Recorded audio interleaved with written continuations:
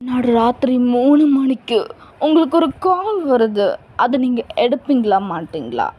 அத பத்தின ஒரு சின்ன ஸ்டோரி தான் நம்மளோட கதையில பார்க்க போறோம். வாங்க பார்ப்போம்.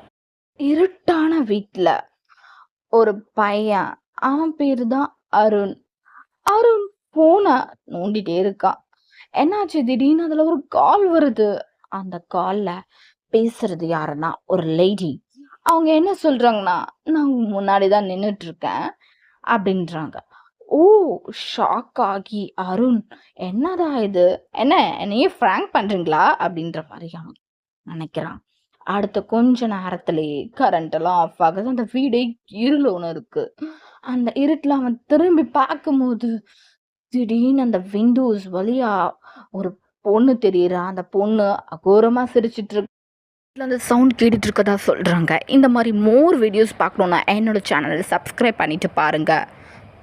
அண்ட் தென் கமெண்ட்ல என்ன வீடியோ போடுறதுன்னு சொல்லுங்க. பாய் பாய்.